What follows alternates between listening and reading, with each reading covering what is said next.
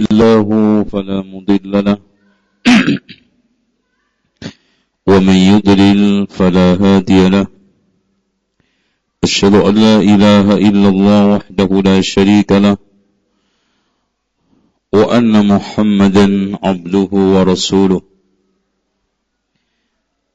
اللهم صل وسلم على محمد وعلى آل محمد والحمد لله رب العالمين.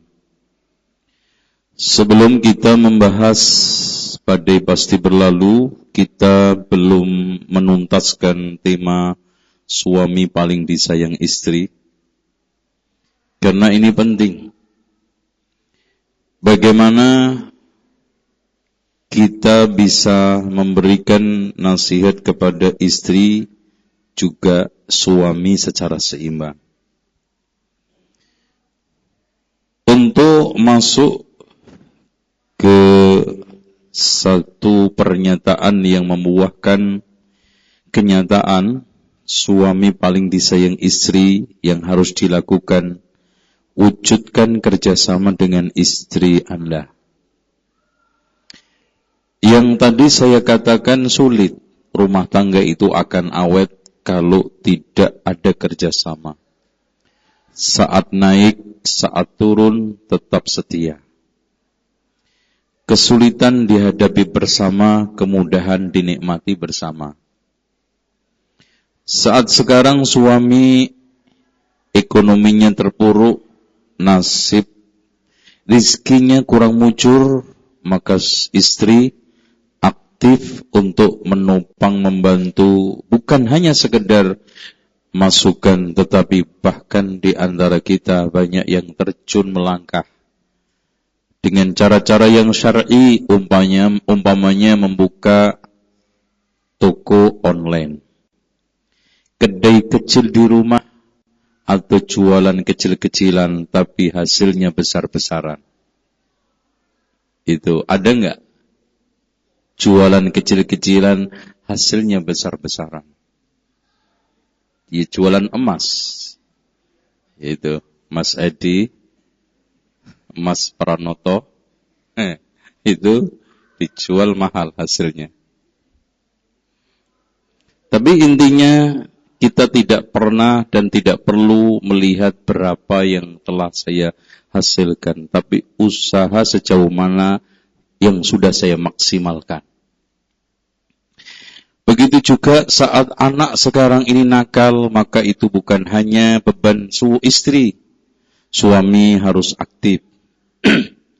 Kerjaan-kerjaan rumah tangga yang belum tuntas, yang selama ini menjadi beban istri, maka suami harus juga pandai, pinter, kerjasama untuk menuntaskan itu semua. Sehingga rasanya enteng, enak, ringan sama dijunjung, dijinjing, dan berat sama diangkat.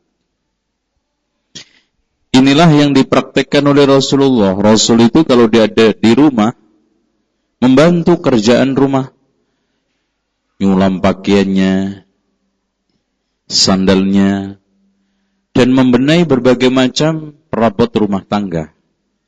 Kalau waktu sholat, katanya Aisyah, keluar untuk sholat. Terutama kerjasama kompak mengusir dan melenyapkan fitnah rumah tangga. Itu. Karena Rasulullah mengatakan, Inna sa'ida laman junnibal fitan, sesungguhnya orang yang bahagia adalah orang yang dihindarkan dari fitnah. Fitnah rumah tangga itu banyak. Kadang hidup rumah tangga bertahun-tahun mulus tanpa aral, ternyata tergoda laki-lakinya dengan pelet gendam asmoro sehingga tertarik dengan janda umur 67. Padahal dia umurnya baru 27. Aneh kan kalau enggak pakai gendam asmoro? Atau mungkin, Masya Allah, fitnah kaitannya dengan agama. Suami kena aliran sesat atau malah murtad, atau mungkin sudah mulai rontok satu persatu nilai agamanya. Ini istri harus aktif. Inilah namanya wa ta'awanu 'alal birri wat taqwa. Dan kata Rasulullah, inna sa'ida laman junibal fitan, sesungguhnya orang bahagia adalah orang yang bisa dihindarkan Allah dari fitnah. Karena memang iblis itu, kata Rasul, inna iblisa yad'a arsyahu 'alal ma'. Iblis itu meletakkan singgasananya di atas air, lautan. Fayabussu sarayahu min huna, menebarkan bala tentaranya dari sana.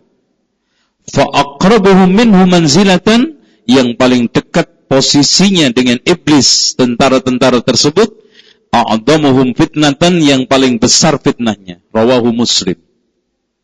Ada yang datang lapor, saya telah begini, kamu belum apa-apa. Lapor, saya telah bikin manusia begini, kamu belum apa-apa. Sampai ada setan yang lapor, saya telah bikin suami istri pecah cerai.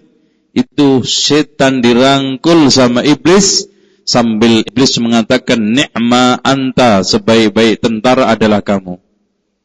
Makanya fitnah paling dasar cerai. Kalau murtad, bisa masuk Islam lagi. Sesat, belajar. Bodoh, belajar, ngerti. Cerai, susah. Jarang orang cerai bisa balik lagi, kecuali membawa luka. Itu. Terus kemudian yang selanjutnya, mana hadiahmu untuk istrimu nih? Suami paling disayang istri, sering-sering ngasih hadiah. Tuh. Hadiah cuman ketika pada waktu nikah tok, ngalir terus. Ya, giliran udah nikah, sepi, pelit. Hadiah tidak perlu mahal-mahal. Saat istri lahiran, belikan emas 20 gram. Nggak usah mahal-mahal. Itu udah bagus. Ya. Saat istri sedang sembuh dari sakit, beliin tas yang harganya 5 juta. Nggak usah mahal-mahal. Itu. Jadi yang murah-murah aja tapi menarik hati. Caranya gimana? Cari barang yang paling disenengin, yang selama ini pengen dibeli, gak ketemu gak kena-kena. Nah itu. Masya Allah. Ingat tuh seumur hidup. Antum mau nikah lagi dipersilakan. Oh, itu. Masya Allah. Pokoknya pandai-pandai ngerayu. Ya, jangan pandai-pandai makan hati. Gitu. Wanita itu luluh bila dirayu. Iya betul. Dan laki-laki bertekuk lutut karena ditangisi. Itu watak. Itu kan gitu. Makanya perempuan pinter-pinter aja nangis. Kalau ingin apa? Meluluhkan suami. Itu makanya banyak tangisan buaya. Ini air mata buaya. Dan perempuan kadang-kadang gampang ketipu dengan rayuan walaupun gombal. Tuh. Makanya sampai kena 45 wanita. Kalau nggak gombal nggak mungkin. Jadi ajian 2 dijalankan. Ajian jaran goyang sama jaran Jepang. Insya Allah kena. Ya. Kalau jaran goyang sama jaran Jepang berpadu, pasti bertekuk lutut. Kelepek-kelepek. Gitu. Paham nggak Pak? Ajian jaran goyang sama jaran Jepang. Makanya Rasulullah mengatakan tahabu. Salinglah kalian memberi hadiah supaya muncul cinta. Gitu. Dari Mekah, Masya Allah, tetangga. Hanya sekedar gantungan kunci, gambar Ka'bah. Seneng tuh. Padahal cuma 2 real. Loh, ngiket hati. Sama zam-zamnya seliter. Ini yang seliter ini. Bikin mantep. Tuh. Begitu juga. Loh, tetangga, teman aja kasih hadiah itu nempel lengket, apalagi istri. Duh. Kata Rasulullah, tahadu fa innal hadiyata tudhibu harrata sadr. Salinglah kalian memberi hadiah karena hadiah melenyapkan panasnya dada. Maksudnya yang dongkol jengkel kesel dengan hadiah lenyap, hilang, dijamin. Tuh, antum kasih ya hadiah, enggak usah Masya Allah dari pepergian, antum belikan aja gambar dari Oman, padang pasir. Udah, paling berapa? 5 real. Tuh, belakangnya kasih amplop $500. Nah, seneng. Itu. Kan cuman murah tuh, gambar cuman 5 real. Itu. Nah, bahagiakan istrimu dengan hiburan. Nah, inilah hidup, kerjaan, dan profesi aktivitas melupakan kadang-kadang sebagian laki-laki untuk bisa bercengkrama hangat, walaupun sesaat. Kadang di antara kita meremehkan pertemuan, obrolan, walaupun hanya intermezzo atau sekedar hanya untuk mengisi waktu kosong. Dan pembicaraan kadang-kadang kurang mengarah. Tapi itu hadirin sekalian memiliki makna. Apalagi mengarah. Dan kita untuk menghibur keluarga, istri, anak, gak perlu harus bayar. Contoh aja, gak punya duit, ajak keliling taman 15 kali, capek juga. Pulang, beli es krim berdua, bakso. Loh kan, akrab tuh enak. Loh, gak harus mahal. Jadi, ketika kita membuat anggaran keluarga, kan ada primer, sekunder, tersier. Sekundernya jalan-jalan. Sekarang lagi masukan banyak, boleh ke Anyer. Kalau kurang, kalau ke Lido, atau kurang lagi, kalau rumah saya dekat Taman Mini, ngelompat selesai. Apalagi Bumil Perta, tuh lompat 2 kali nyampe gratis. Bayar lewat belakang 2.000 naik motor. Loh, enak kan? Itu. Jadi kita tidak harus berpikir aneh-aneh, gitu dong. Nah, untuk mencairkan suasana rutinitas yang selama ini membekukan kehidupan kita, sekali-kali kita harus bernostalgia. Contoh, pernah dulu Masya Allah asik naik bis jurusan Pulau Gadung Grogol, naikin lagi, walaupun udah punya mobil. Kenal, Masya Allah, pernah apalagi dicopet di sana. Itu ulangi lagi, dicopet lagi ternyata. Masya Allah, asik juga. Nanti nyampe Grogol, turun, jalan-jalan ya. Di mall nggak harus beli. Ya ngadem lumayan, itu kan gitu. Udah adem, listrik gratis. Itu. Jadi banyak jalan menuju Roma tanpa irama. Untuk bahagia, seneng, nyenengin keluarga, istri, anak. Gitu. Nah apalagi permasalahan sudah mulai crowded. Nah nanti pulang ke Indonesia. Udah, anak titipin nama mertua atau siapa? Berduaan ke puncak. Tukar menukar bon permasalahan. Bikin formulir. 1 untuk istri, 1 untuk suami. Tulis. Apa yang kamu inginkan dari saya? Kasih istri. Apa yang kamu inginkan dari saya? Kasih suami. Tulis. 1, Mas. Saya pingin kamu enggak usah ngomong-ngomong nikah lagi. 2, Mas. Kalau sekarang habis kerja, langsung pulang. 2, tulis semuanya. Suami juga tulis. 1, 2, tukar. Banyakan mana? Itu. Karena macet komunikasi. Nggak bisa ngobrol. Pakai kertas. Ini solusi. Jadi banyak.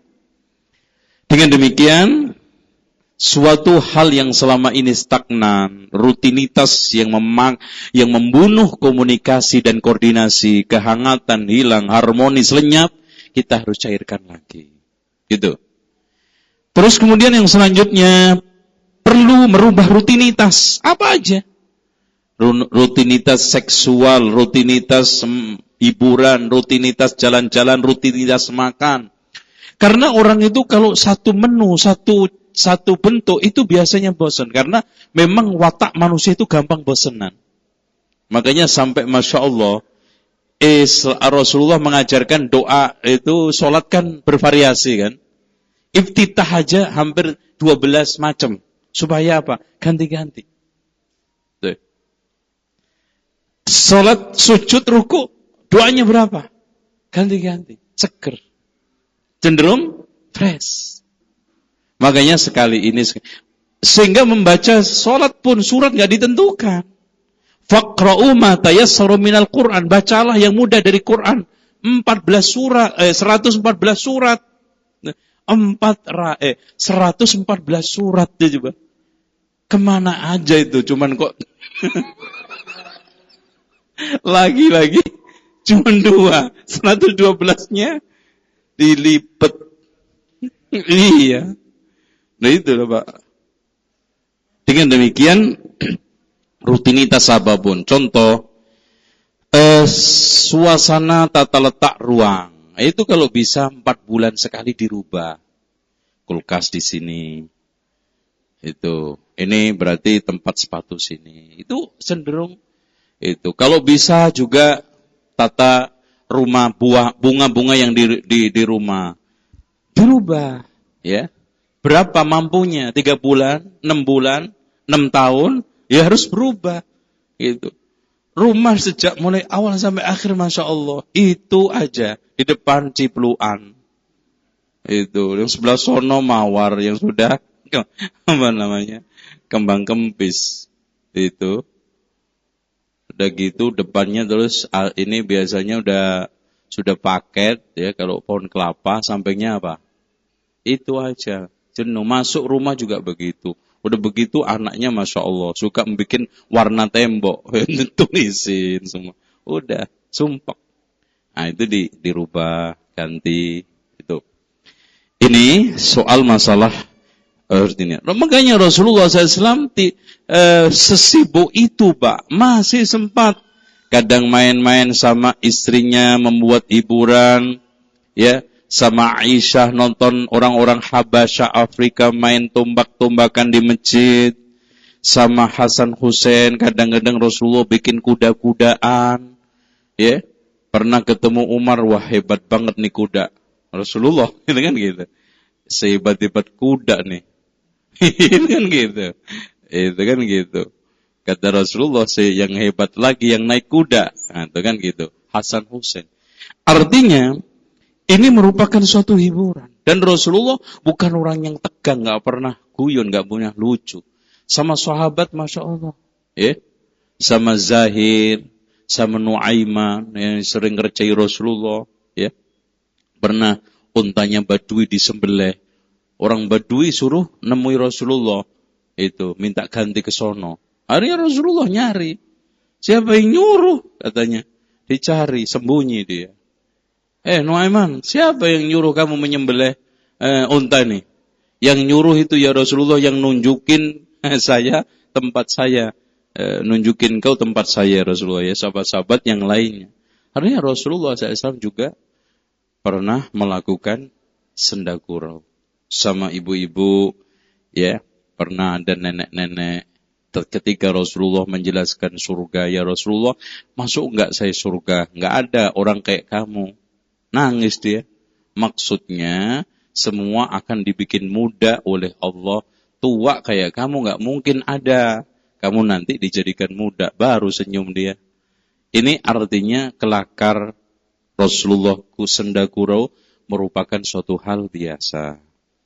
Untuk sama istrinya, sama cucunya, sama yang lainnya.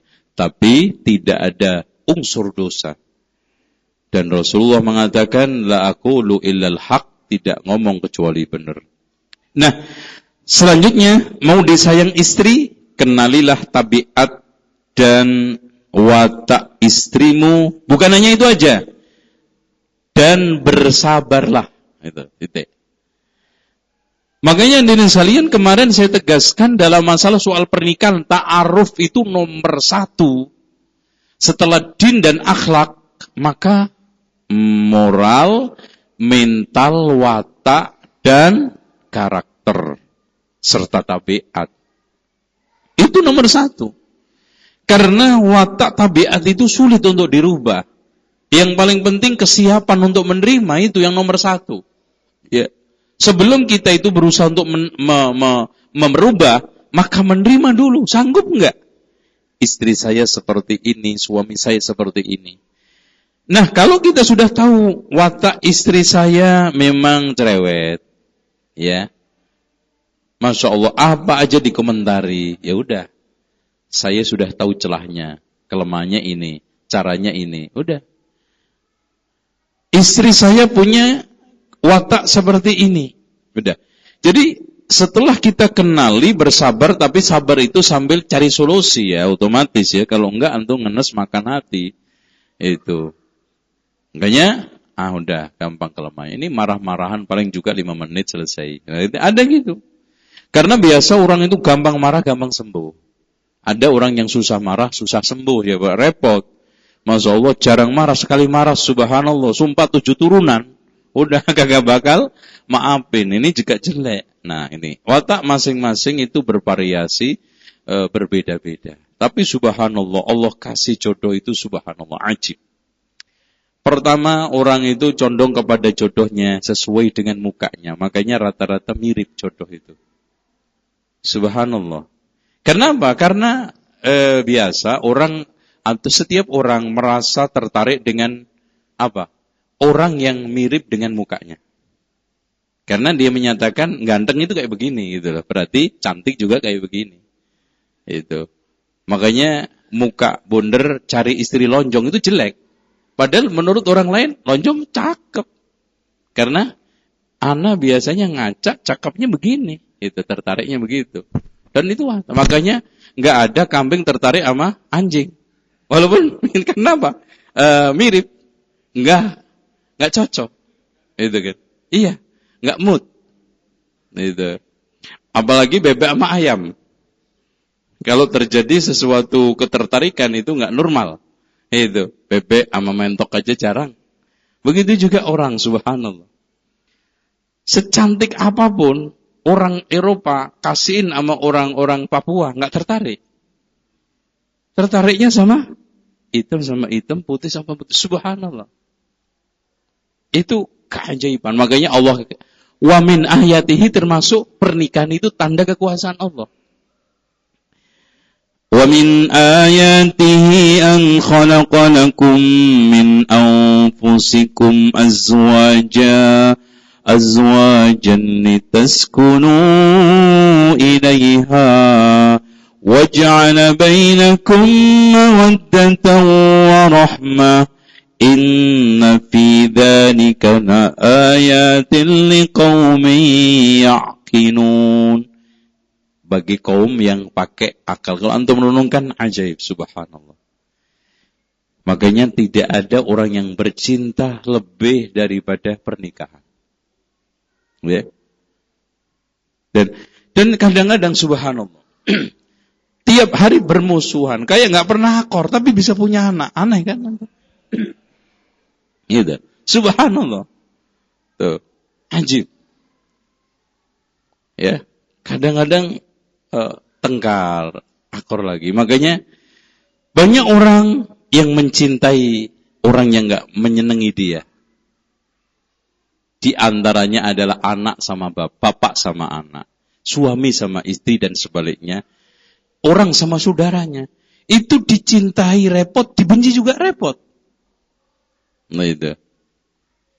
Dan oleh karena itu, yang penting sabar-sabar menerima watak dan tabiat istri. Nah di sini ada watak istri. Secara umum perempuan, wanita sangat perhatian terhadap penampilan. Makanya soal ganti-ganti pakaian, ganti-ganti make up, parfum itu lebih menonjol perempuan. Sudah wajar tuh. Laki mau baju sehari satu, bahkan ngaji itu aja terima. Tapi kalau perempuan enggak. Masya Allah, arisan aja baju sendiri, takziah ada baju sendiri, kunjungan ke rumah mertua ada baju sendiri. Laki-laki nggak peduli, mau kunjungan ke 5 orang baju itu aja, cuek. Itu. Laki-laki itu satu bajunya, yang penting nggak gatel, itu aja. Udah, nggak gatel. Udah pakai aja terus. Enggak. Wanita itu sangat perasa, sensitif, sentimental juga. Wanita lebih unggul dalam berbicara. Dan kelima, wanita sangat senang bergaul. Nah, selanjutnya, jangan pinter menghayal. Oke, hadirin sekalian, kadang-kadang kita di dalam hidup ini hanya menjadi mister penghayal. Apa aja, selalu yang didahulukan adalah khayalan. Mau bisnis, menghayal. Padahal kemampuannya hanya di bawah ratusan juta lah. Yang dipikirin miliaran. Wah saya ini pengen ini mas, mau bikin perusahaan batu bara. Batu bara itu Pak, alatnya tok itu 6M gitu, nggak masuk itu. 6M kurang. Apalagi yang lainnya. Itu kan. Padahal kemampuannya cuma 600 juta. Itu. Dalam masalah rumah tangga juga begitu. Masalah mendidik anak, saya itu pengen anak saya itu hafal Quran semua, 6-6-nya. Tapi nggak mau melaksanakan untuk ngafalin.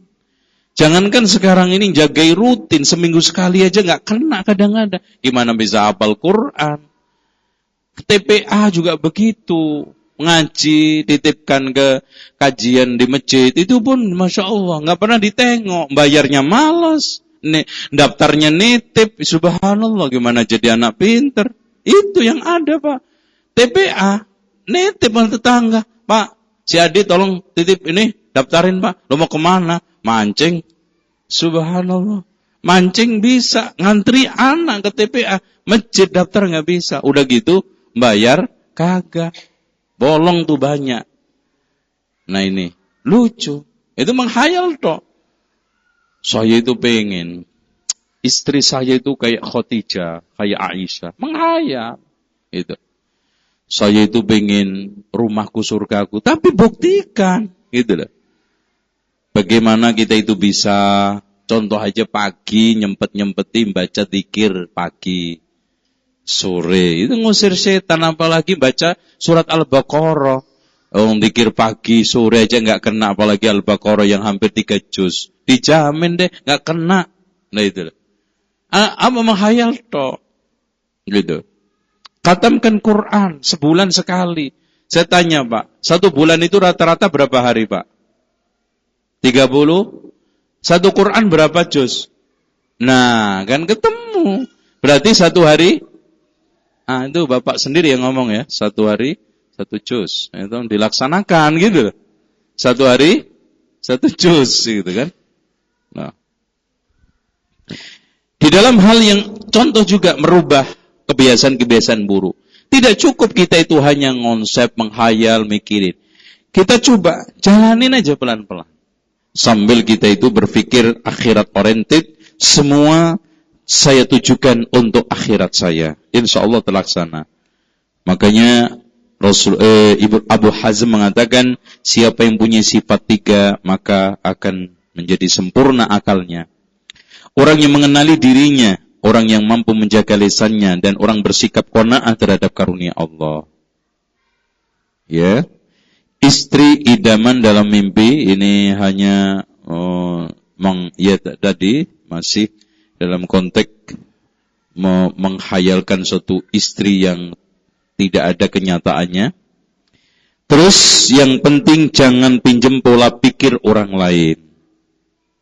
Hadirin sekalian, kita harus sadar banget bahwa istri yang di depan saya ini bukan fulanah, bukan fulanah. Sehingga jangan sekali-kali membanding-bandingkan istri kita dengan istri orang lain. Begitu juga suami. Kepandangan ke suami. Intinya, apa yang sekarang ini di saya, inilah milik saya, ini harus saya nikmati, harus saya syukurin. Di tangan orang lain itu karunia Allah. Milik orang lain gak mungkin pindah ke saya. Karena orang yang punya watak, tabiat, suka ngelirik, seneng di tangan orang. Pertama, hasud bawaannya. Dan hasud itu sifat paling jelek. Karena biasanya ada gula, ada semut, ada nikmat, ada hasud. Kalau udah rasa nikmat, pada berebut. Itu orang watak. Apa aja. Mau sekarang ini yayasan, masjid, pondok pesantren, partai, apa aja. Kalau udah ada gula, ada semut, ada nikmat, ada hasud. Kalau udah rasa nikmat, pada berebut. Makanya di sini kita di dalam hal-hal kaitannya dengan kenikmatan jangan sok dipamerin. Makanya pamer itu dimusuhi agama karena itu. Karena pamer itu mengundang hasud. Sementara orang itu kalau hasud parah Pak bisa menimbulkan pandangan mata jahat yaitu penyakit ain. Makanya kita dianjurkan berlindung qul a'udzu birabbil falaq min syarri ma khalaq wa min syarri ghasikin idza waqab wa min syarri naffasati fil 'uqad wa min syarri hasidin idza hasad. Apalagi di sekalian yang dijadikan ukuran panutan itu orang-orang yang pandir, orang-orang yang menyimpang. Enggak benar. Si suami sering banding-bandingin istri yang enggak benar istri orang. Yang enggak pernah sholat dan dananya tabarrus, enggak benar. Begitu juga istri banding-bandingin suami dengan orang kafir, mungkin sekuler. Ini celaka. Nah, yang selanjutnya menerima tanggung jawab lapang dada. Sebagai seorang suami kalau sudah menikah, itu sudah tergambarkan harus sebelum melangkah bahwa laki-laki itu ar-rijalu qawwamuna 'alan nisa, tanggung jawab semua permasalahan rumah tangga, nafkah, makan, papan, pakaian semua, termasuk pendidikan anak, termasuk keagamaan keluarga. Itu semua harus sudah tergambarkan. Jangan sekarang nikah berangkatnya mau numpang lewat, apalagi numpang hidup. Makanya pernah ada seorang ikhwan datang ke saya, Ustaz tolong cariin jodoh yang cantik, tinggi, putih, mapan, syukur-syukur pegawai negeri. Anak bilang, anak aja ngedapet mas, lo kurang ajar banget. Itu enak aja, itu laki, itu perempuan pas, ente laki.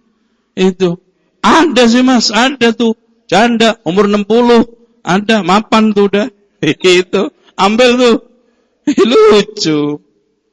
Ya. Nah ini enggak benar. Jadi berangkat nikahnya udah salah. Bahkan laki-laki itu kullukum ra'in wa kullukum mas'ulun an ra'iyati warrajulu ra'in wa mas'ulun an ra'i. Penanggung jawab tentang masalah papan pangan. Terus kemudian setelah itu pakaian, pendidikan, keagamaan, bahkan surga neraka, anak istri kita. Ya ayyuhalladzina amanu qu anfusakum wa ahlikum naro, itu sudah tergambarkan.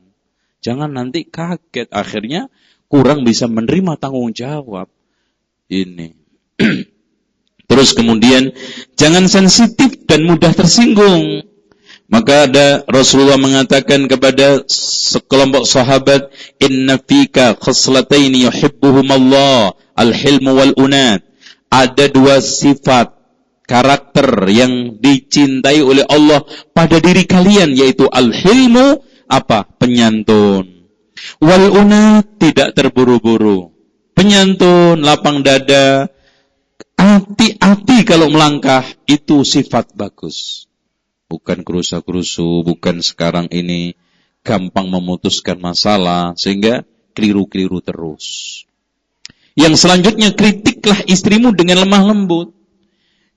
Kadang di antara kita itu mengkritik istri itu dengan seenaknya. Itu, dandananmu, Masya Allah. Kayak pelacur aja, Masya Allah. Kaget, masa gue disamain sama pelacur? Subhanallah. Itu. Kamu ini istri apa pembantu? Pakai pakaian, Masya Allah. Samain nama pembantu. Kadang juga gitu. Kamu ini pedakan, gak pedakan sama aja. Memang kulit kamu ini salah lagi produksi kali dulu. Masya Allah. Jadi padahal pemberian Allah. Itu. Kulit ada listrik, kagak ada listrik sama. Aduh, Masya Allah. Ini ngeselin banget kritikannya. Masuk satu kalimat. Tapi subhanallah, kulit kamu itu ada listrik, kagak ada listrik sama. Itu, Masya Allah. Akhirnya istri mencoba untuk memutihkan kulit. Gitu. Kita nggak perlu hal-hal itu ditonjolkan. Apalagi dengan bangga dengan kulit putih. Kalah sama sapi. Itu. Siapa yang bangga dengan tinggi posturnya? Kalah sama tiang listrik. Udah deh. Pokoknya nggak ada yang perlu dibanggakan. Pokoknya terima apa adanya. Ya contoh aja, bangga dengan ketenaran. Kalah sama Upin Ipin. Upin Ipin lebih terkenal. Apalagi Tom Jerry. Masya Allah. Makanya dai-dai kalau carinya ketenaran, keterkenalan, kesohor. Salah. Udah gagak ikhlas, gak dapat pahala. Salah, kalah sama Tom Jerry. Kalah sama Teletubbies. Itu lebih terkenal kan? Gitu. Dakwah untuk hidayah. Kagak terkenal, nomor sekian. Makanya kadang-kadang kalau dai-dai cari kesohor, kalau lagi diiklanin di jalan-jalan lebih gede fotonya daripada tableknya. Tulisan tablek mekecil, foto Masya Allah. Sebaliho 5 meter penuh, sak kursi-kursinya dipoto. Nah itu. Kenapa? Dia ingin mengenalkan dirinya kepada manusia, bukan ingin mengenalkan Islam kepada manusia. Itu kenyataannya. Dia ingin mengharumkan nama dirinya daripada mengharumkan nama besar Islam. Jadinya itu yang dicari. Selanjutnya, pahamilah perasaan istrimu. Nah ini ya, perasaan tentang masalah psikologi, istri saat hamil itu beda, istri saat sibuk, istri saat nyuci, istri saat apalagi rata-rata kalau tengah-tengah bulan itu semuanya panik. Makanya Masya Allah hikmah, kenapa puasa dianjurkan hari-hari Ayyamul Bid 13, 14, 15. Karena gravitasi bumi itu meningkat, jangankan darah manusia bergejolak, laut aja pasang. Nah pada saat itu orang gampang marah, gampang streng, gampang emosi, terutama orang yang punya watak sensitif. Makanya suruh puasa, kendor, apalagi tanggal 17, 19, 21 dibekam, Masya Allah. Hikmah. Tuh, orang yang suka sensitif, marah-marah, bekam aja tuh, tanggal 17. Sama puasa, jalan keluarnya. Dan gravitasi bumi naik. Itu, makanya rata-rata orang, antum perhatikan aja. Antum sering tengkar sama suami istri bulan apa? Tanggal berapa? Tanggal-tanggal itu. Karena udah, uang juga udah mulai tipis. Gitu. Udah, ada ngomel aja udah. Itu ngetumbel aja itu. Udah begitu darahnya udah mulai kental. Udah tertekan pasang. Laut aja pasang kok apalagi kita. Maka gravitasi bumi dengan manusia itu sangat keterkaitan. Sehingga tidur aja kan kalau sangat tidak dianjurkan subuh sampai ba'da subuh, setelah sholat subuh tidur sampai matahari terbit tidur. Itu repot. Mendingan antum tidur setelah matahari terbit, agak mendingan. Itu. Kecuali terpaksa ya, sesekali. Tapi beberapa kali juga itu. Oke. Nah, sekarang bagaimana pembahasan badai pasti berlalu, berakhir. Hidup tidak lepas dari permasalahan. Siapa yang ingin hidup enggak punya masalah, nikah aja sama tiang masjid aman. Enggak pernah protes, enggak pernah aneh-aneh. Tenang aja. Kagak dikasih nafkah 2 tahun pun tenang. Tapi enggak mungkin. Permasalahan rumah tangga selalu dinamis.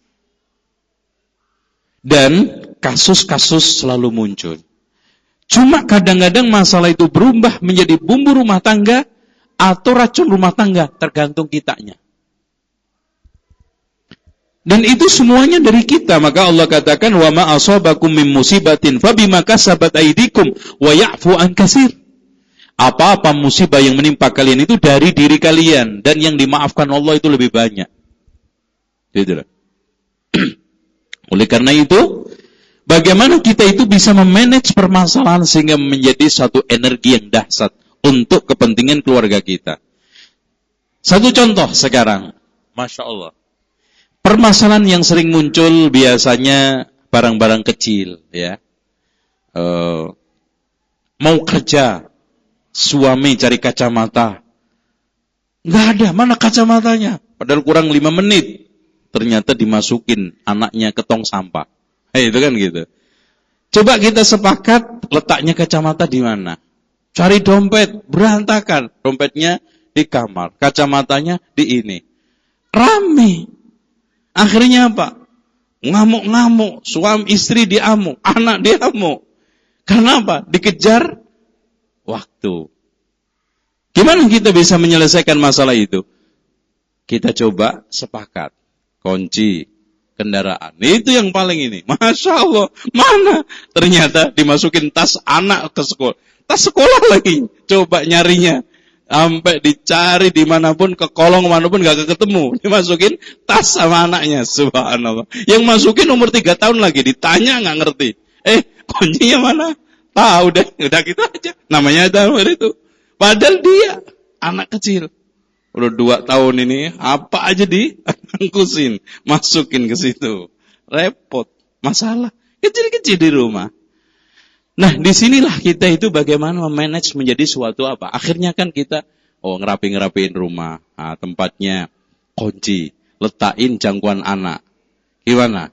Anak gak mungkin sampai 2 meter. Letakin di situ. Udah. Aman. Ini letaknya kunci. Kacamata sini. Udah. Selesai. Terus kemudian kadang juga masalah muncul. Soal masalah kecil banget, sederhana. yang sering juga menghantui permasalahan rumah tangga, yaitu apa? Saat istirahat, enak-enak istirahat, anak nangis.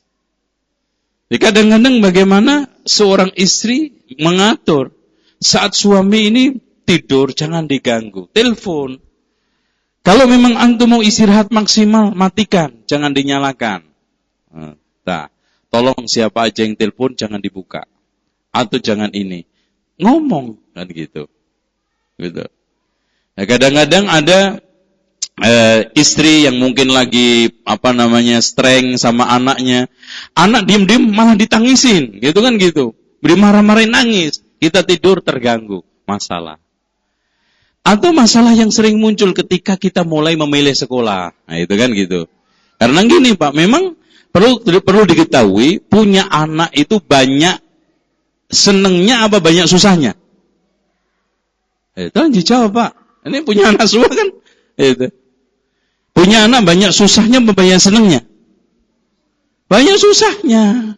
Siapa bilang seneng? Cuma alhamdulillah kita dikasih karunia Allah, seneng disusahi anak. Itu aja. Punya anak itu banyak susahnya daripada senengnya. Cuma alhamdulillah kita dikasih karunia Allah, seneng disusahi anak. Ya, kita itu kalau nggak disusahi anak malah nggak seneng, nggak bahagia. Itu. Bahkan ornamen utama hidup orang tua itu disusahi anak. Makanya kata Rasulullah, al-waladu mabkhalatun majbanatun mahzanatun. Anak itu bikin bakhil orang tua, bodoh orang tua, sedih orang tua. Nah, itu anak. Bodoh gimana? Mau ngaji nangis nggak jadi. Bodoh kan? Mau infak, waduh, ini semester belum dibayar, sekolahnya belum, nggak jadi infak, mundur gara-gara anak. Nah, bakhil kan? Pengecut. Orang tua, kata Rasulullah. Iya. Dulu Masya Allah sebelum bujangan, wah, berani nih setelah nikah, pikir-pikir.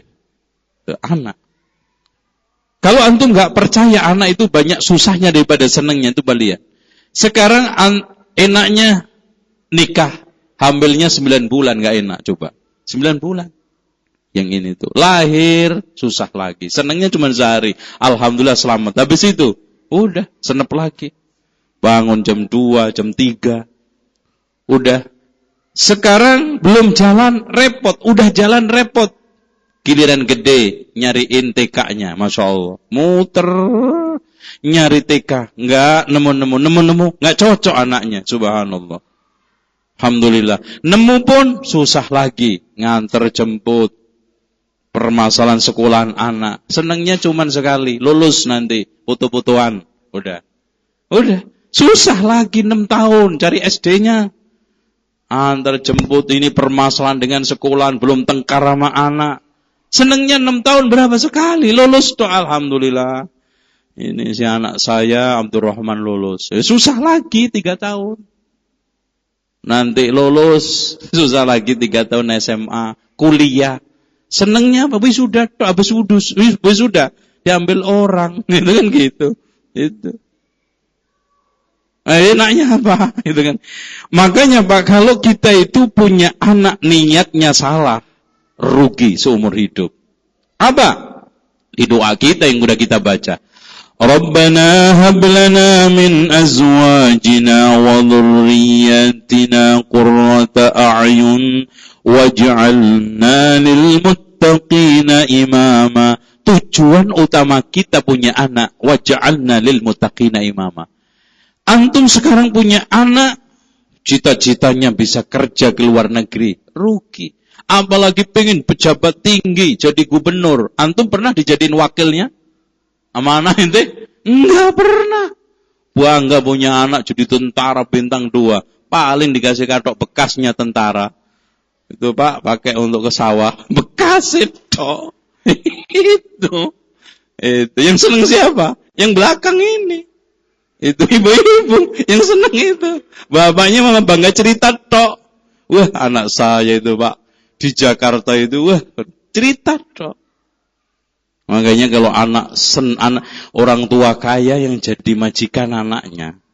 Kalau sekarang orang tua ya ini anak yang kaya, orang tua jadi pembantu. Coba orang tua nengok anak Jakarta, Masya Allah. Dari mulai pagi sampai sore nyapu, ngepel, ngomong cucunya. Apa nggak pembantu tuh? Iya, seneng lagi begitu. Seneng. Ngepel, nyuci, ini, nyiramin bunga. Pembantu, Alhamdulillah, ringan banget seminggu nih. Gitu. Ada mak, gitu kan gitu. Lahiran tungguin maknya. Pembantu kan. Itu. Nah antum kalau tidak waja'alna lil muttaqina imama, rugi. Antum apa yang dapatkan? Kalau cerita anak dibeliin mobil bapak banyak. Tapi cerita bapak dibeliin mobil anak. Bisa dihitung jari, Pak. Jarinya jari bebek lagi cuma 3. Jarang. Antum cari. Kalau sekarang bapak membeliin rumah anak, seambrek cerita itu. Anak membeliin rumah bapak. Bisa dihitung. Kalau begitu rugi antum kalau nggak dapat waja'alna lil muttaqina imama. Gitu. Oke. Nah, sekarang hal-hal yang melalui rumah tangga itu banyak, tapi yang paling kredit, paling berbahaya 7. Yang pertama adalah cemburu buta. Cemburu buta alias cemburu yang hanya didasarkan atas omongan tetangga, gosip, was-was, kekhawatiran. Terutama perempuan-perempuan yang sudah melangkah umur 40. Itu memandang suaminya was-was saja. Itu jangan-jangan saya ditinggal nikah lagi. Jangan-jangan saya sudah tidak begitu menarik lagi. Sehingga di situ saluran pelampiasannya cemburu. Paling utama ada sebagian cara-cara yang diungkap, tapi cemburu. Nah, di sini harus dikontrol. Memang cemburu nyata boleh. Fakta ada. Suami selingkuh di depan mata, cemburu harus. Lihat kita istri kita seenaknya bareng sama teman kerjanya, harus. Tapi kalau hanya sekedar katanya itu rutin menghancurkan rumah tangga. Bahkan kata para ulama, cemburu menjadi pintu perceraian. Kedua, jangan ada dusta di antara kita. Hadirin sekalian, iyyakum wal kadhiba, waspadalah kamu terhadap kedustaan. Fa innal kadhiba yahdi ilal fujur, kedustaan itu menuju kepada kejahatan. Fa innal fujura yahdi ilan nar, dan kejahatan itu akan memasukkan orang ke dalam neraka. Rumah tangga, kadang-kadang sebagian istri terpaksa gampang menempuh cara dusta. Karena satu, untuk mengelak dari tanggung jawab. Biasanya gitu. Atau takut disalahkan. Atau untuk menutupi kesalahan. Contoh, nyuri duit. Untuk dikasihkan ke saudaranya. Minta susah. Akhirnya menempuh cara mindah uang dari dompet tanpa izin. Ya, jangan diistilahkan nyuri lah, jelek. Ya, akhirnya apa? Suaminya coba komplain, Dek, akhir-akhir ini kayaknya perasaan duit saya di dompet kok sering kurang. Ya, doyol kali mas, doyol kan. Dirinya mendingan jadi doyol daripada ngaku jujur. Ya, doyol lagi. Doyol yang mana? Nih, kepalanya hitam depan saya. Itu. Harusnya jujur aja ngomong, mas, orang tua saya atau adik saya. Dengan keterbukaan itulah nanti akan ada peluang-peluang yang lebih baik daripada yang ditempuh sekarang. Hanya nyuri 500.000. Coba kalau terus terang, bisa dikasih 1 juta. No, gitu.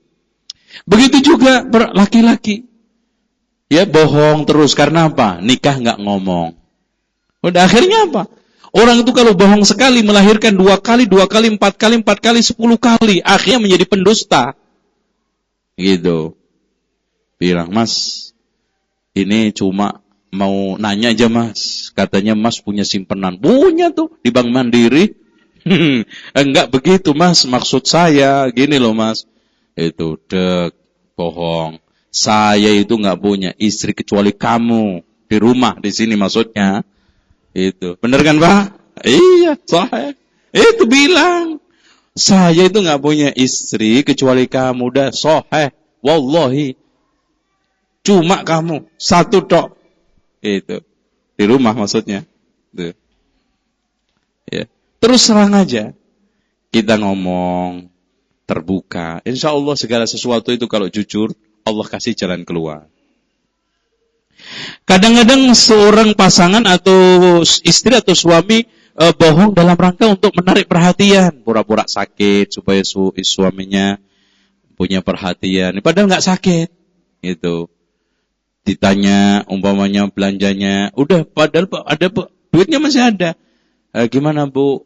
Uangnya masih ada. Waduh Mas, ini habis. Padahal ada. Bohong. Untuk menarik perhatian bahwa sekarang ini kondisinya ngenes banget. Ini juga pemicu kedustaan, kebohongan. Itu juga suami melakukan itu. Ketiga, kekerasan dalam rumah tangga. Nah, ini KDRT. Hadirin sekalian, kadang-kadang ada sebagian pasangan yang tidak puas menempuh hidup kecuali dengan kekerasan. Makanya di sini Rasulullah katakan, wattaqullaha fin nisa. Bertakwalah kamu kepada Allah dalam menjaga istri-istri. Fa innahunna indakum awanun. Karena dia di sisi kamu cuma nitip hidup. Makanya jangan disia-siakan.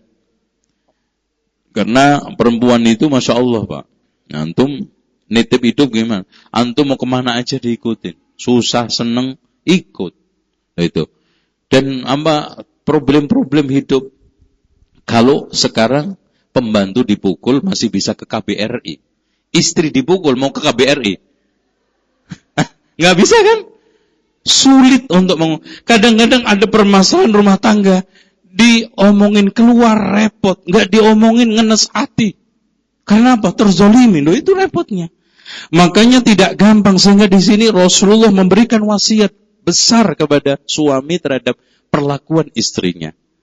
Walakum alaihinna alla yuti'na furasakum ahadan.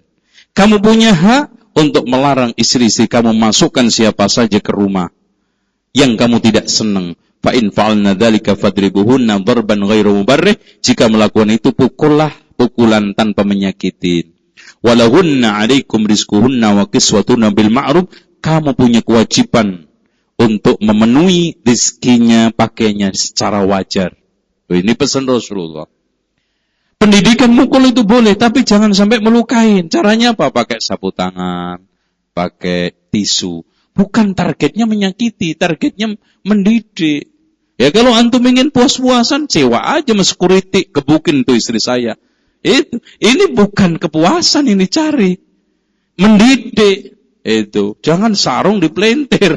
Masya Allah. Hancur istri. Kalau sakit, antum sendiri rugi. Itu. Antum kalau nggak ada istri juga repot kok. Repot. Antum rasain aja kalau pisah 2 hari 3 hari. Itu bener repot. Istri itu kayak jantung.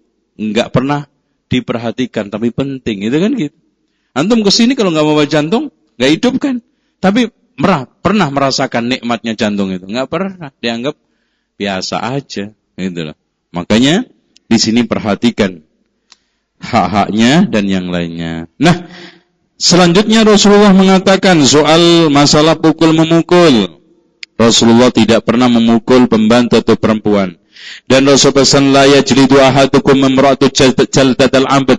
Janganlah di antara kalian memukul istri seperti memukul pembantu budak, summa yujami'uha fi akhir yaum. Kemudian digauli di akhir harinya. Ini jelek sekali, Masya Allah. Ini kelakuan laki-laki paling jelek. Dikebukin habis itu digauli, rujuk. Aneh, kayak kambing aja. Nah, kadang-kadang kenapa itu terjadi KDRT? Satu, pembangkangan, penetangan, perlawanan. Nah ini muncul dari seorang perempuan. Karena perempuannya itu bawel. Jadi si perempuan cerdas mulutnya, si laki-laki cerdas tangannya. Nah ini repot. Pasti ketemu itu. Ah gitu. Suami istrinya Masya Allah pandai berorasi. Ya, argumentasi. Nah, suaminya ngomong nggak bisa. Akhirnya apa? Yang bicara ini cerdas tangannya. Nah, faktor terjadinya KDRT juga adanya kesenjangan sosial dan pendidikan. Contoh aja, istrinya D4, suaminya SD 4 Bekasi, umpamanya. Ya repot. Sehingga komunikasi ilmiah itu nggak pernah nyambung. Maksudnya istri itu nggak pernah bisa ketangkap suaminya. Akhirnya apa? Salah paham. Terjadi pukulan. Makanya menyetarakan sosial dan pendidikan itu penting. Selanjutnya, buruknya komunikasi dan interaksi antara suami istri ini juga pemicu. Pelampiasan kebencian dan dendam mendalam yang sudah lama, itu juga terjadi KDRT. Kelima, pasangan yang tumbuh dari lingkungan yang penuh dengan kekerasan. Memang keluarganya atau lingkungan tumbuhnya seperti itu, ya, juga muncul. 6, tidak tahan dengan penghinaan dan pelecehan. Biasanya juga itu bisa terjadi. Itu. Ketujuh, tekanan tuntunan hidup, desakan pola pekerjaan, dan pengaruh gaya hidup. Ini juga mempengaruhi terjadinya KDRT. Kedelapan, terpengaruh dunia entertainment, film-film, kekerasan, infotainment, atau meniru gaya hidup barat. Kesembilan, mengindap gangguan kejiwaan. Ini yang repot. Tuh, gitu cocoknya dibawa ke sumber waras. Itu enggak sumber waras, Pak? Rumah penyakit kejiwaan. Tuh, di sana, insya Allah. Nah, kalau sudah sembuh, dibawa pulang.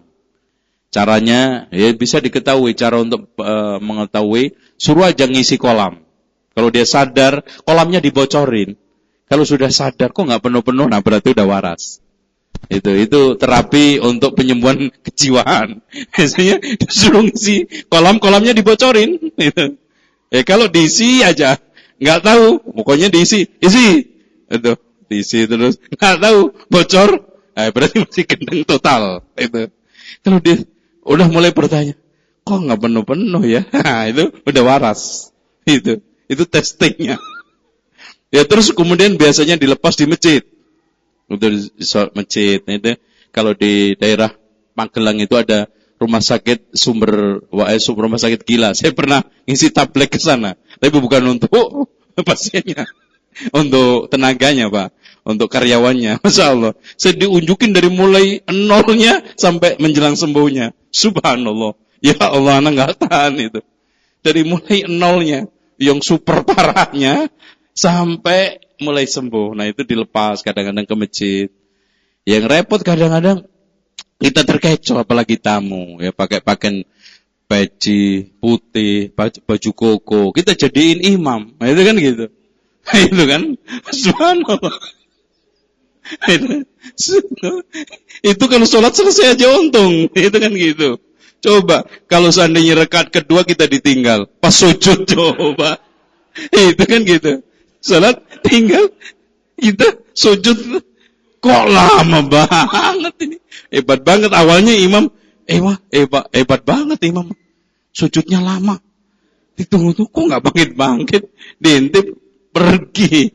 Itu namanya orang gendeng. Salahnya antum. Ngapain jadi imam orang gila? Itu. Makanya di situ kenapa orang gila kagak dapat beban syariat.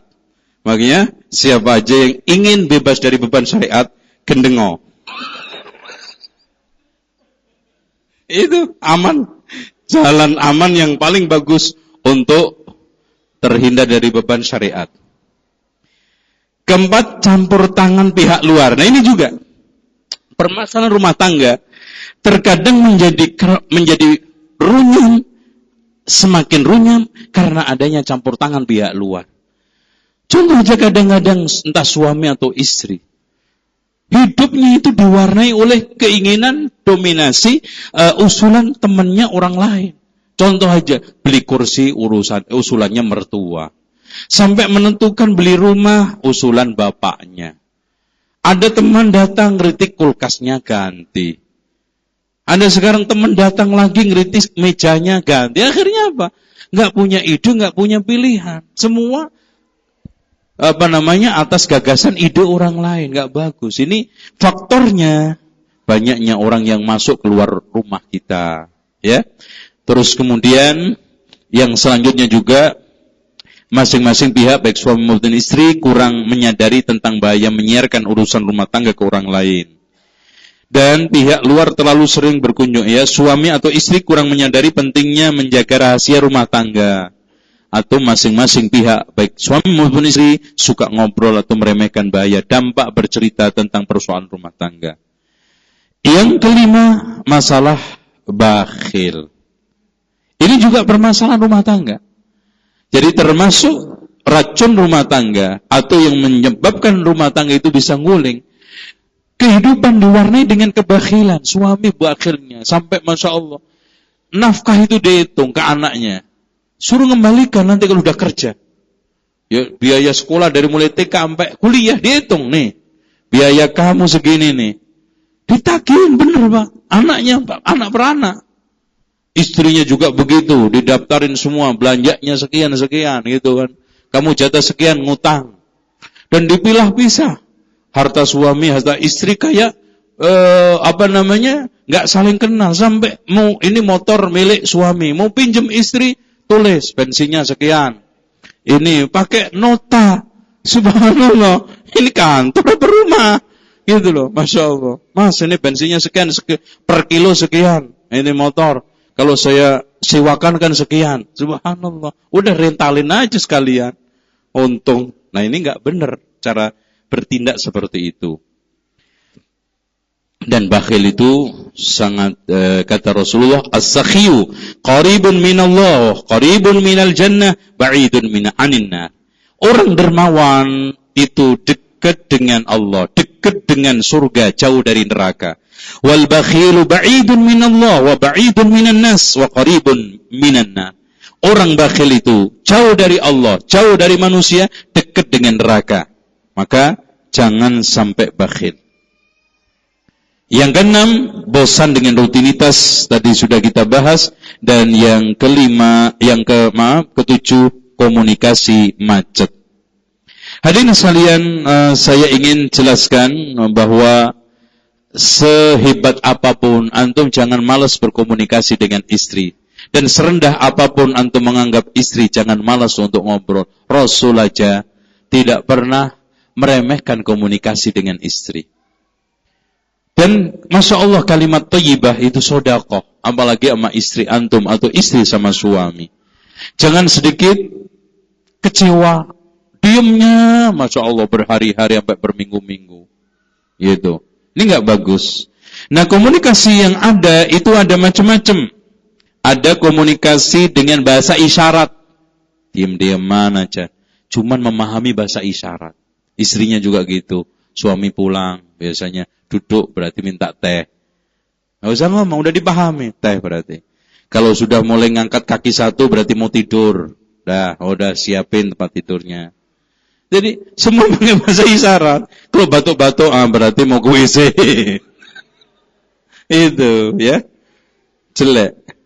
Nah, ada yang lagi komunikasi lubang telinga, ngomong ceplak-ceplok tapi nggak pernah didengar. Lepas ini lepas. Besok lagi diulangin lagi. Lo kan udah beritahu kemarin, diulangin lagi 2 kali. Kenapa? Lewat kemarin. Ini juga jelek. Komunikasi lubang telinga. Itu. Istri ngomong apa nggak nyambung. Istri ngomong apa. Suami juga ngomong apa nggak nyambung. Bahkan yang nomor 2, komunikasi permusuhan dan balas dendam tok. Gus, pokoknya suami saat pas tepat waktunya komunikasi balas dendam, ngungkit-ngungkit. Istri juga awas lo nanti ada kesempatan lagi. Cari-cari. Ini nih. Awas lo gua antem ini nanti. Subhanallah. Jadi saling mencari celah, saling mencari salah. Dan nanti kalau sudah bicara sebagai alat untuk nyerang. Gak bisa seperti ini. Komunikasi cuek. Ada sebagian laki diajak ngomong sama istrinya. Ya kesibukan kerja. Masya Allah ambil nonton TV. Tuh, Mas, gimana Mas? Bulan depan jadi nggak kita jalan-jalan? Ya terserah kamu. Tuh. Mas, terus gimana Mas? Enaknya jalan-jalan? Ya itu sudah urusin aja sendiri. Masuk bola, masuk bolanya, ditepuin. Subhanallah. Rasul itu kalau bicara Pak nggak pernah berpaling, menghadap. Jadi perhatikan keluhan istri, perhatikan apa yang dibicarakan. Insya Allah dengan Anda memperhatikan juga diperhatikan nanti pada akhirnya. Komunikasi formalitas sama rutinitas ya sekedarlah biasa. Kalau udah datang dari kantor ngobrol. tentang kantor, tentang rumah, tentang sekolah anak, rutinitas. Ini masih positif. Komunikasi emosional, marah-marah tok. Nah, tolong dicamkan. Kalau antum tahu siapa orang yang paling ngaku benar, orang yang sedang marah. Itu. Orang kalau bukan dai, bukan ustaz, bukan. Orang yang paling ngaku benar adalah orang yang sedang marah. Dan anehnya, kalau sudah sembuh paling salah. Itu. Makanya Umar ibnu Abdul Aziz kalau marah sedang menghadapi masalah hukum nggak pernah mau memutuskan karena cenderung selalu nggak benar tapi merasa benar. Komunikasi egois, maunya menang sendiri, mau benar sendiri. Pokoknya saya pasti benar, nggak bisa seperti itu juga. Nah, disinilah kemudian cara komunikasi yang baik, satu, mencari waktu yang tepat ketika hendak mengungkapkan gagasan atau suatu ide. Pentingnya mempelajari cara-cara yang efektif untuk mengungkapkan isi hati dan perasaan. Dan membatasi tema pembicaraan, jangan ngelantur, jangan melebar. Fokus. Ya, kadang-kadang pembicaraan melebar, akhirnya apa? Permasalahan-permasalahan yang nggak harus ini diangkat lagi. Jangan menggiring orang lain ke dalam masalah yang menimbulkan perselisihan, perpecahan. Begitu juga suami istri ketika berbicara, jangan diingatkan hal-hal yang memang membuat masing-masing itu tegang lagi. Terus hindari pembicaraan berubah menjadi ajang kekerasan, melalui ucapan atau bahkan sampai melukai badan. Dan waspadalah kamu diketawakan setan dalam 6 keadaan. Kamu sedang marah, kamu sedang berbangga diri, kamu sedang berdebat, kamu sedang mendadak ingin menjadi orang zuhud, kamu sedang berapi-api dalam ceramah di depan masa, dan kamu sedang menangis ketika memberikan nasihat orang. Wallahu a'lam bishawab. Demikian. Silakan pulang Pak, nggak apa-apa. Ya, mudah-mudahan manfaat. Ya, barangkali ada yang mau tanya, silakan.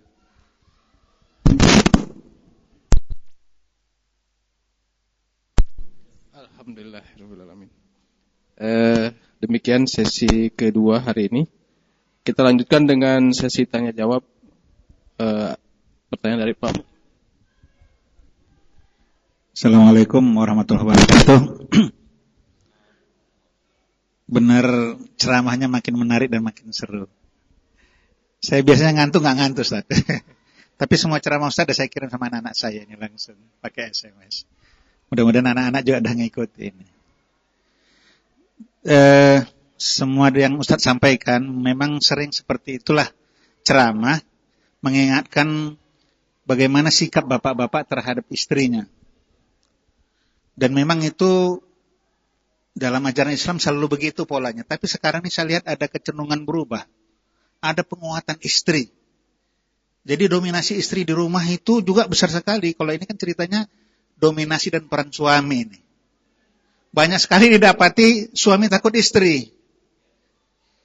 Kemudian kalau istrinya gajinya udah lebih besar, itu korban suami Ustaz. Ada juga, maaf kalau kebetulan ada kita keluarga yang seperti itu ya. Ini cuma cerita pelajaran aja ini, mana tahu. Ada juga karena dulu backgroundnya dibayari sekolahnya sama istrinya. Setelah jadi, istrinya terus merongrong suami, mengatur dan mendikte. Ada juga karena keluarga istri kaya dan suami miskin backgroundnya, tapi karena jatuh cinta jadi, ini juga jadi bulan-bulanan sisi korban terus. Nah ini dominasi istri pun barangkali Pak Ustadz perlu diceritakan juga di sini, mana tahu ada, supaya jangan terjadi. Karena yang terhormat rumah tangga itu tetap si suami jadi pemimpin dan si istri mampu menghormati suami apapun kekurangan suami. Mungkin ini sekedar ini Ustaz bisa dibantu. Assalamualaikum warahmatullahi wabarakatuh. Ya, memang suatu problem yang berat yang dihadapi seorang suami bila istri sebagai wanita karir yang lebih gede gajinya. Karena dia selama ini bisa apa-apa sendiri. Beli pakaian sendiri, parfum dan juga kosmetik sendiri, memenuhi kebutuhan harian sendiri, bahkan mau apa saja juga dia bisa melakukan. Yang lebih mengenaskan lagi, satu kantor, istrinya atasannya. Itu ada. Sehingga Masya Allah, laki-laki untuk menunjukkan itu sampai pada tingkatan KDRT terjadi. Saya dapatkan itu. Makanya disinilah hikmah kemarin juga belum saya jelaskan. Harta kemarin ada dua, harta istri yang milik suami, harta sendiri. Hatta harta sendiri pun istri kalau ingin membelanjakan harus izin suami. Dalam konteks sunnah. Ya, kenapa? Karena kalau perempuan itu dibebaskan, sehingga nanti hidupnya glamor, boros, iya kalau punya duit terus. Kalau nanti nggak kerja, mandek, berhenti, hilang duitnya, sisa glamornya. Siapa yang sengsara? Suaminya. Kalau ia punya duit terus, kalau enggak, repot. Sisa glamornya, sisa borosnya, hilang duitnya. Siapa yang sekarang nutupin? Ya suami. Kalau suami boros, nggak mungkin ngerong-rong istri. Karena memang kewajiban diri sendiri plus orang sekitarnya. Kalau istri, kewajiban suami. Itu satu. Kemudian yang kedua, suami yang tadi memang betul dari keluarga biasa menikah wanita berada. Ini masalah juga. Makanya sungguh sangat keliru ada orang bangga mendapatkan istri kaya bukan karena solihahnya, tapi karena kekayaannya. Kaya kan bapaknya.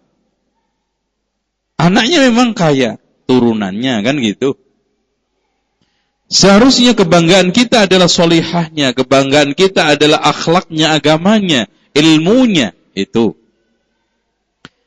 Sehingga kita kadang-kadang plus kita bukan berangkat dari agama, udah harta plus cantiknya. Padahal kata hadis, wanita yang cantik itu kebanyakan khadra'ud-diman. Apa itu khadra'ud-diman? Rumput yang hijau ranu tumbuh di atas kotoran kebo. Antum tahu nggak? Rumput kadang-kadang Masya Allah dari, waduh itu bagus sekali, hijau banget. Dibabat, ya Allah, tai kebo. Bus. Kotor di bawah, dalamannya. Karena selama ini, kecantikannya menipu, menyilaukan, memperdayakan diri, sehingga tidak mau memperbenahi yang di dalamnya. Karena udah bangga dengan luarnya. Gitu. Makanya tanpa akhlak, sehingga Rasulullah mengatakan, farbidatitin, pilihlah akhlak, agama. Kalau nggak hancur. Apalagi tadi Masya Allah sudah sejak awal dibiayain, dibosin. Makanya ada sebagian daerah itu Masya Allah laki-laki itu dibeli perempuan. Nah, itu repot. Warisan nggak dapat, ini nggak dapat. Nah ini diatur. Itu. Sehingga dijaminlah seperti ini. Pilar-pilar rumah tangga pasti nggak jalan dengan normal. Nah caranya bagaimana yang sudah sekarang terjadi? Bagaimana menumbuhkan kesemangatan untuk sadar kembali ke din. Karena pada akhirnya kalau sudah rujuk kembali kepada din, belajar ilmu, selesai semuanya. Makanya saya katakan tadi kemarin, mayuridillahu bi khairun faqih fiddin, kata Rasul, siapa yang diinginkan oleh Allah baik dipahamkan agamanya. Nah itu keagamaan. Dengan membaca kitab, menghadiri tablek. Buktinya Khadijah kaya raya, Rasulullah miskin, tapi tidak membuat angkuh sombong Khadijah kepada Rasulullah. Karena din, keimanan. Nah itulah. Ini bagaimana kita membentuk itu. Terus kemudian menyadarkan watak dari tabiat dunia, keduniaan itu kepada istri. Dunia itu fana, dunia itu sementara, dunia itu enggak langgang, dunia enggak awet. Fata morgana semua kita harus jelaskan. Ini kasus-kasus yang kalau seandainya terjadi dan kita harus Masya Allah di Jepang itu kalau sudah semakin tambah umur, perempuan itu dihambat karirnya. Karena memang tidak bisa. Aneh di Indonesia semakin tua semakin dikasih jabatan tinggi. Akhirnya repot. Di Jepang itu kalau sudah perempuan semakin tambah umur semakin dihambat karirnya. Disuruh untuk ke rumah. Makanya jarang berkiprah di parlemen, di pemerintahan. Perempuan itu jarang sekali. Itu. Memang secara naluri Jepang itu subhanallah menggunakan sistem keislaman. Pekerjaan itu sering di dalam rumah daripada di luar rumah itu Jepang. Sama keluarga istrinya juga sangat taat banget. Jadi subhanallah kebentuk. Dan padahal itu bagian daripada Islam. Itu kadang-kadang Masya Allah suaminya pulang dari kerjaan ambil teler, nyungsep aja masih juga mandiin air apa? Hangat. Ini subhanallah. Itu. Saking bagusnya. Cuman sayang imannya enggak ada jadi mubazir. Karena Allah mengatakan man amila sholihan min dzakarin aw unsa fahuwa mu'minun. Nah, mukmin itu yang enggak ada itu, ya. Allahu a'lam.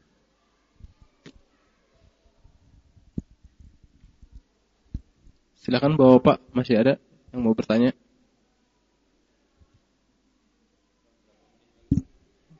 Masih lama? Ya. Ini ada pertanyaan dari ibu-ibu.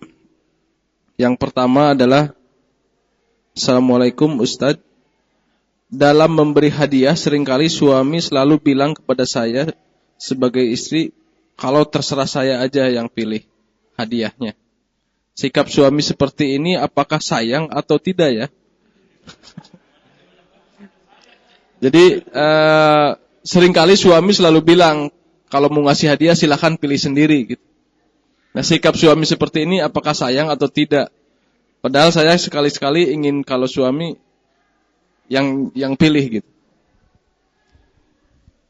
Saya kira itu merupakan suatu cara memberi hadiah yang bagus.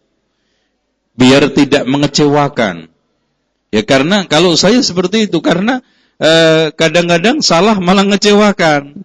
Contoh kita pengennya kasih sepatu seperti ini, ternyata nggak cocok. Balik lagi ke pasar. Capek. Itu. Kadang-kadang kita beli barang sampai dipoto, cocok enggak kan gitu. Udah kirimin pakai wifi-nya kan gitu. Nih tasnya, ini tandanya, ini bajunya, cocok enggak. Karena pada akhirnya adalah manfaat, seneng dan manfaat plus kan gitu. Seneng tok kagak manfaat untuk apa?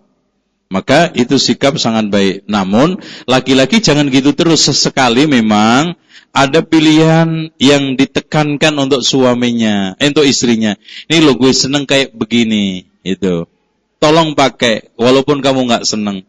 Itu ada yang bangga seperti itu. Sekali-kali kita pilihkan sendiri. Warna pakaian, bau parfum, itu harusnya selera suami kalau yang pakai istri. Istri yang pakai suami yang pakai istri. Karena apa? Yang paling dominan mencium parfum itu bukan diri sendiri. Karena orang lain kadang-kadang udah pakai parfum kayak apa, nggak berasa apa-apa. Orang lain 5 meter kena. Gitu. Makanya, dan begitu juga ibu-ibu kalau pilih bau aroma parfum, tanya sama suami juga. Karena parfum itu kadang-kadang membuat aroma trauma. Nah, ini kayak serimpi. Ingat orang mati. Tuh. Istri saya kayak ini mayat jalan ini bau. Jadi terkenang dengan aroma itu sesuatu. Makanya parfum itu pilihan juga penting konsultasi. Mas kira-kira parfum apa yang paling enak saya pakai? Karena yang paling memanfaatkan mencium bau aromanya adalah suami, gitu. Begitu juga yang laki-laki. Wallahu a'lam. Silakan Bapak, ada pertanyaan? Kalau enggak masih ada dari ibu-ibu. Pertanyaan berikutnya, ya Ustadz, apakah keutamaan bagi penghafal Al-Quran? Benarkah untuk seorang hafiz akan memberikan mahkota cahaya atau nur kepada orang tuanya kelak di akhirat? Betul, itu hadis sahih, ya disahihkan oleh banyak ulama di antara Syekh Imam At-Tirmidzi dan juga Syekh Nasruddin Al-Albani, yang Rasulullah SAW mengatakan, man qara'al Qur'an wa amila bihi a'tallahu lahu walidayhi tajan daw'uhu asyaddu min daw'is syams. Siapa yang baca Al-Quran dan diamalkan, maka orang tuanya akan diberi mahkota cahayanya lebih daripada matahari. Dan Rasulullah katakan, khairukum man ta'allama Al-Quran wa 'allama. Apalagi hafal. Karena orang hafal itu punya kelebihan plus baca. Orang yang baca belum tentu hafal, tapi kalau orang hafal pasti membaca. Gitu kan gitu. Orang yang menghafal Quran pasti membaca, orang yang membaca belum tentu menghafal. Dan Rasulullah katakan tadi, innal ladzi laisa fi qalbi syai'un minal Qur'an kal baitil kharib. Orang yang di dalam hatinya tidak ada Quran seperti rumah reot. Dan masih banyak keutamaan-keutamaan yang diberikan oleh Allah terhadap hafidh Al-Quran. Wallahu a'lam. Silakan.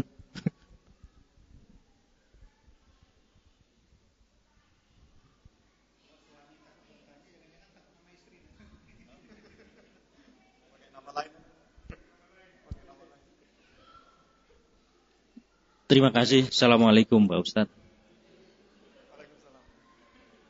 Pertanyaan saya, ada pasangan suami istri menikah sudah sekitar 15 tahun, anak juga udah 2, udah besar-besar.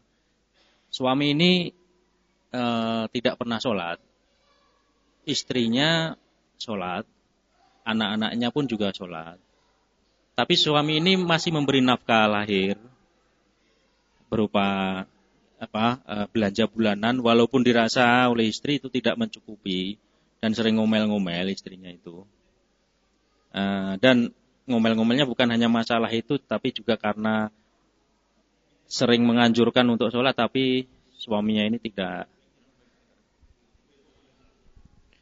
mau. Gimana? Sudah. Nah, dia disuruh sholat nggak mau. Dengan pergaulan masyarakat pun juga suami ini tertutup, nggak kurang supel orangnya gitu ya. Dan tidak pernah membimbing anak-anaknya untuk mengaji. Dia sendiri pun juga nggak sholat, nggak mengaji gitu. Nah, sikap terbaiknya istri menghadapi suami seperti itu seperti apa? Apakah sudah layak untuk mengajukan perceraian? Karena masih ada nafkah lahirnya itu. Dan karena itu, gara-gara itu akhirnya juga hubungan nafkah batin itu terganggu jadinya gitu. Itu pertama pertanyaan saya. Yang kedua, tentang fenomena negara kita sekarang ini Pak. Yang kita lihat dulunya sepertinya beliau-beliau ini adalah orang-orang soleh gitu. Tapi saat ini tersandung kasus masalah impor sapi itu ya. Dan dulunya kita mengira bahwa ya partai yang bersangkutan itu adalah bisa menjadi ladang aspirasi kita gitu kan. Tapi kenyataannya seperti itu, walaupun sebenarnya entah, karena kita sadar juga sekarang kedaulatan negara Indonesia itu bukan lagi di tangan rakyat tapi di tangan media massa gitu. Karena media massa mampu menggiring opini publik untuk menjudge sesuatu permasalahan yang mungkin sebenarnya belum clear gitu. Jadi kita kayak dengan kondisi seperti itu udah hopeless kalau menghadapi pemilu istilahnya gitu ya. Nah, kita sebagai umat Islam yang terbaik bagaimana sih menghadapi situasi seperti ini? Gitu aja. Terima kasih. Assalamualaikum. Pertanyaan pertama, sikap istri kepada suami yang model tadi gampang. Dioplos racun tikus sama baikon, udah mantep, udah itu udah. Udah. Hadirin sekalian, begini ya, tadi intermezzo ya. Jadi memang warna dan rona-rona rumah tangga beribu-ribu macam, semacam muka dan kepala orang. model karakter watak, dan juga perilaku yang ditempuh orang. Kata Allah, inna sa'yakum lasyatta. Sesungguhnya usaha kamu macam-macam. Di antaranya model suami ini. Memang sungguh sangat disayangkan. Banyak laki-laki yang menginginkan istrinya solihah. Ini udah dapat malah dia yang gak solih.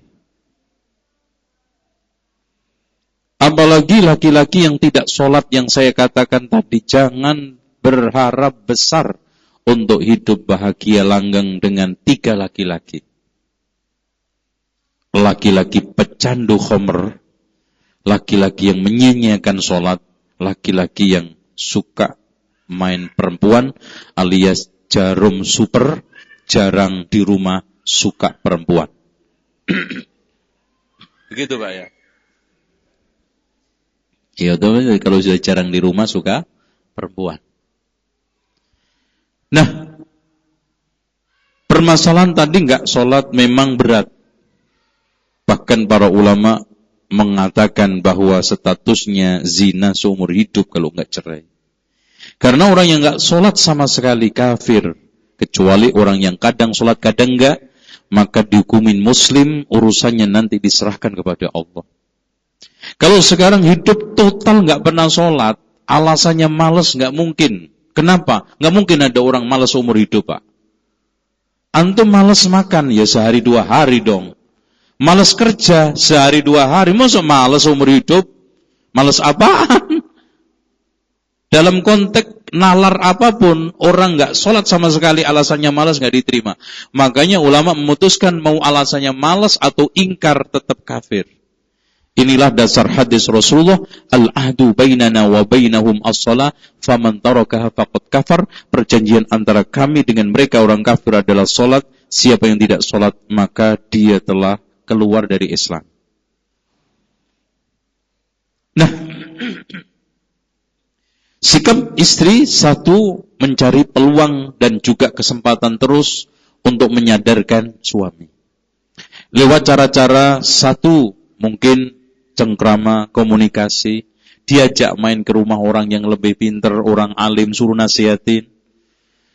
Terus kemudian deketin keluarga-keluarga yang yang dianggap wibawa untuk mendekatin, suruh sholat dia dengan berbagai macam mohon doa kepada Allah. Tapi akhirnya kalau juga tetap seperti itu bahkan lebih parah, maka memang pilihan yang paling terpahit adalah pilihan jatuh ke maslahat akhirat saya. Gitu. Memang dunia anak macam-macam, tapi akhirnya akhirat. Apa iya saya tiap hari zina? Apa iya anak saya juga akan hancur? Apa iya saya terus hidup dengan orang yang di depan mata saya maksiat kepada Allah besar-besaran, yaitu tarkus shalah?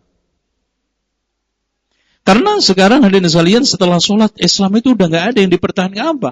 Makanya dalam hadis Rasulullah disebutkan, la tunqadanna ural islami urwatan kullaman taqadat urwatun tashabbatan nasu billati taliha wa awwaluha naqdan al-hukmu wa akhiru as-salat. Tali Islam itu akan pas seutas demi seutas, ketika lepas satu orang pegang berikutnya. Yang pertama kali lepas sistem hukum Islam, yang paling akhir sholat. Makanya kalau orang itu sudah enggak sholat, Islamnya tinggal apa? Islam KTP, Islam geografi dok. Itu, Islam geografi. Itu. Nah, itu bagi yang tidak sholat. Suaminya langkah-langkah yang sudah saya jelaskan juga bagaimana untung ruginya hidup dengan orang yang tidak sholat di pandangan agama. Tentang dia memberikan nafkah hak untuk anaknya, hatta walaupun sudah cerai nikah sama orang lain, si bapak tetap wajib memberikan nafkah anak ini sampai mandiri. Perempuan sampai nikah, laki sampai mandiri. Makanya Pak, anak itu nggak bisa menjadi orang lain, walaupun bapaknya nikah 17 kali. Pindah perempuan berkali-kali, tetap anak-anak. Istri, mantan bisa. Kalau udah nikah lagi, cerai, jadi orang lain. Tapi anak Sampai nikah 17 kali, anak tetap nyari orang tua. Nikah nyari orang tua, nafkah orang tua, tuh anak. Nah, yang kedua tentang masalah kaitannya apa ya? Memang gini, politik sekarang itu gayanya nek wis ngumpul diidik-idik. Itu politik. Makanya nggak pernah ada yang permanen, nggak pernah ada yang awet hanyalah kepentingan, kekuasaan dan uang. Dan godaannya itu memang 3. Ya, tahta, wanita, harta. Tapi pintunya tahta, kamar-kamarnya adalah harta sama wanita. Siapa yang sudah masuk, tinggal masuk kamarnya. Buka pintu kekuasaan, 2 kena. Karena orang yang dapat wanita belum tentu dapat tahta harta. Orang dapat harta belum, tapi kalau sudah dapat kuasa, 2-nya ikut. Makanya jarang yang selamat. Memang sangat disesalkan, karena ini bukan hanya orang baik, bahkan lulusannya Arab. Jamiahnya Masya Allah. Akidah, jurusannya fikih, jurusannya itu. Ya intinya harusnya lebih alim, lebih tahan banting terhadap godaan. Tapi memang tidak semuanya orang memang bisa berpolitik dan jebur ke dalam dunia politik. Ya. Nah, bagaimana sikap kita? Ya, sikap kita di sini memang repot. Indonesia itu kesalahan orang itu dijadikan bahan untuk menjatuhkan. Padahal Rasulullah SAW mengatakan, la tusmit ala akhika fayu'afihi wa yabtaliyaka, kata Rasulullah dalam hadis Tirmidzi. Jangan kamu bergembira dengan kesalahan saudara kamu, karena Allah akan memaafkan dia dan menguji kamu. Ini bahayanya. Makanya dosa tidak bisa diselesaikan dengan cara dosa. Cuma permasalahannya sekarang itu dosa-dosa politik yang pasti akan dijadikan bahan politik. Gitu. Ya memang kita kalau berperang dengan senjata musuh itu nggak pernah menang. Ya demokrasi itu kan milik senjata musuh Islam. Kita ya Majelis Syuro. Dan itu Pancasila kan. Pancasila itu kan permusyawaratan yang gimana Pak? Hafal nggak nih Pancasila? Yang dipimpin oleh khidmat, permusyawaratan dan perwakilan Indonesia.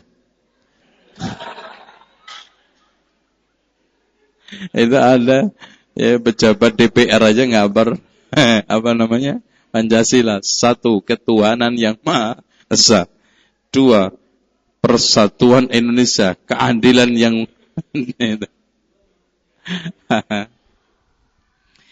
nah hadirin sekalian, itu wa amrum syura.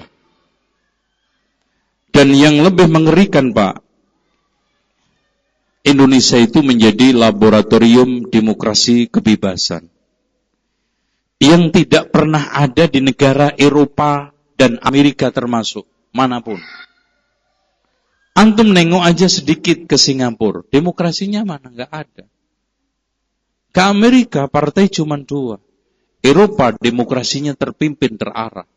Kita demokrasinya kebebasan sampai kebablasan.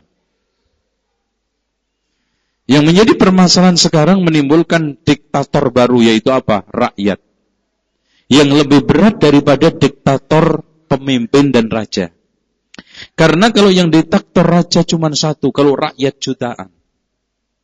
Coba aja sekarang Pak, rakyat dengan semena-mena nutup jalan.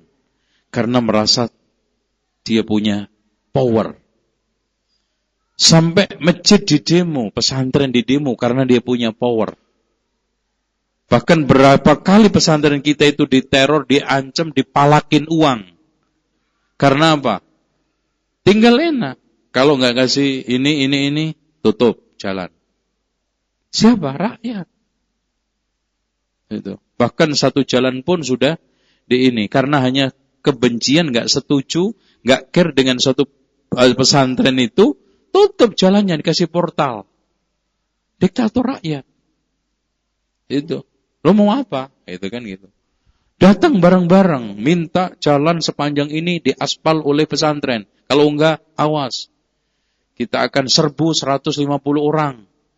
4 RT, no kan? Ngancem. Diktator rakyat, Pak. Itu. Dan orang sekarang sedikit-sedikit protes, sedikit-sedikit demo, sedikit-sedikit tawuran, sedikit-sedikit kerusuh. Akhirnya apa? Stagnan pembangunan. Karena apa? Ibarat orang Indonesia itu, Pak, jalan, bangun itu, jalan kayak naik gunung, licin, bawa 2 kintal kedelai, diitik-itik. Nyampe nggak kira-kira? Nggak nyampe. Itu, direcokin.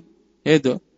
Udah naik licin, bawa 2 kintal kedelai. Udah gitu diitik-itik. Recokin aja. Coba aja bayangkan, Pak. Kita bangun kan pesantren. Beli wajib, dia padahal bukan toko bangunan. Wajib beli pasir ke dia. Di toko harganya berapa? 1.200.000, di dia 1.400.000. Per truk 200.000. Datangnya pun kadang cuma setengah. Wajib. Itu baru ketahuan saya setelah dapat 67 truk coba. Itu kontraktornya nggak ngomong. Itu seperti itu. Langsung udah. Anda datangin, Pak, saya punya Allah, Dok. Udah. Itu. Setelah itu saya coba koordinasi dengan teman-teman yang di TNI, alhamdulillah berhenti. Tapi tetap aja perlewat minta 50.000. Loh. Akhirnya Anda datangin Kopassus. Nah, baru seikhlasnya. Masih aja. Astagfirullah. Jadi sudah kita tolong Pak bantuin ini, sadarkan. Sampai dibawain uang nih, uang Pak 10 juta saya beli pasir, tapi harganya normal. Masih juga minta, kalau begitu enggak harus beli ke saya, per truk jalan 50. Dan anak datangi lagi, seikhlasnya. Ikhlasnya berapa? Itu minta. Makanya betul, pemimpin itu cerminan rakyat. Jangan nyalain pemimpin kalau rakyatnya itu jelek. Makanya ketika Ali bin Abi Thalib, Pak, diprotes orang-orang ahli fitnah, kaum Khawarij ketika itu datang ke Ali bin Abi Thalib radhiyallahu an, "Wahai Ali, kenapa pemerintahan kamu tidak sebaik pendahulu-pendahulu kamu Abu Bakar, Umar?" Apa jawaban Ali bin Abi Thalib? Gentle, bagus. Abu Bakar, Umar itu pemerintahnya baik karena rakyatnya saya. Lah pemerintahan saya jelek, rakyatnya kamu kampret kabeh ini. Gimana bisa baik? Itu kan gitu. Ibaratnya kasarnya gitu loh, Pak. Pemerintahan saya bisa baik gimana? Model-model rakyatnya kayak kalian-kalian ini. Itu zaman Ali, Pak. Apalagi zaman kita. Ya Allah, udah. Ya gitu, antum lihat. Ya coba bayangkan, Pak, banjir, susah. Masih juga sempet-sempetnya RT korupsi Indomie. Itu apa namanya, mie instan. Dikemplang, diambil, dijual di toko ponakannya. Itu. Diambil, Pak. Itu susah loh, Pak. Lagi musibah, apalagi uang seneng. Gitu kan. Uang bos, uang ini, aduh, enak. Uang susah, uang musibah, uang tsunami, uang gempa aja dikorupsi. Oh, jangankan gitu, uang Quran aja dikorupsi. Quran itu, subhanallah, Quran, Pak, kagak takut kualat. Udah, hilang semuanya. Itu. Makanya sudah sangat parah. Jalan keluarnya juga masih penanganan bergaining. Kamu nangkep, awas gue tangkap. Kamu selamat, gue selamatin. Gitu. Jadi begini, awas loh. Kamu tangkap ini, saya tangkap ini nanti. Lepasin ya. Nanti itu bukan penanganan yang serius. Buktinya perang berbegitu banyak yang ditangkap-tangkap. Subhanallah, korupsi yang kecil-kecilan. Subhanallah. Dari izin IMB, izin operasional sekolah, izin ini terang-terangan. Pak, ini ada 7 bawa amplop dari kantor, Pak. Bawa amplop. Nih Pak, tolong diisi ya Pak, 500. 7 orang. Subhanallah. Bilang terus terang. Itu. Kapan selesainya? Ya nunggu Imam Mahdi kali. Ya itu aja. Oh, makanya orang Indonesia saking ininya menunggu ini. Ratu Adil. Keluar. Ya enggak keluar-keluar. Ratu Adil, Imam Mahdi itu enggak mungkin keluar dari Indonesia. Turunannya Rasulullah, Arab. Mana mungkin pesek dari Indonesia. Itu. Kalau Ratu Adil, rakyat metu nggawa bedil. Nah betul itu. Nah itu. Baru sahih. Itu Ratu Adil. Rakyat metu nggawa bedil. Nah itu. Nah kalau sekarang Imam Mahdi. Berangkat. Ibda binafsik. Mulai dari kita. Kita mulai. Sekecil apapun. Nah ini. Ya dalam hal. Makanya di dalam pondok kita. Itu kita mulai. Guru-guru kita kasih satu edaran, dilarang menerima imbalan pemberian apapun, sampai minta bantuan, ngutang ke wali murid. Ini mulai perang korupsi dengan cara menanamkan di lingkungan kita aja. Keuangan kita benahi, ya. Segala bentuk tender-tender, ya biasanya itu rentan kan gitu. Beli laptop, beli ini, biasanya uang siluman itu paling susah, ya kan? Pemberian dengan kesepakatan. Diusut tulisannya beres. Semen ya memang segitu harganya. Tapi kan di luar itu yang nggak tertulis. Itu. Makanya akhirnya adalah kejujuran. Ya, sehebat apapun pengawasan keuangan, nggak mungkin Pak. Kalau nggak dari dalam. Karena namanya manusia ada celahnya, ada tidurnya. Yang nggak pernah tidur malaikat. Itu loh. Nah ini. Tentang masalah hal itu. Dengan demikian, cara sekarang sikap kita, ibda binafsik. Mulai dari diri kita, rumah tangga kita, kantor kita, tempat kita kerja. Kita menjadi orang soleh. Jangan nuntut orang lain kalau diri kita belum. Terus kemudian sekarang ini, rakyat itu sumber dari semuanya. Makanya pemimpin cerminan rakyat. Terus kemudian yang selanjutnya, ketiga adalah mempertajam, bukan salah ilmunya, bukan salah universitasnya, pesantrennya. Ini lulusan pesantren. Tapi rata-rata Pak, orang itu kalau sudah lulusan pesantren, masuk ke dalam lingkaran kekuasaan, hilang pesantrennya, tinggal pondok itu. Pondok kopi, pondok indah. Itu. Tinggal pondoknya itu. Hilang pesantrennya itu. Jadi, apa yang menjadi ajaran-ajaran mulia pesantren itu hilang. Karena hiruk pikuknya suatu kondisi, lingkungan, kekuasaan teman yang mengarah kepada sana. Makanya lingkaran politik, kekuasaan itu seperti roda. Muter siapa yang lawan arah, terpelanting jatuh. Ibarat muter roda, antum lawan arah, jatuh enggak? Jatuh. Itu keadaannya.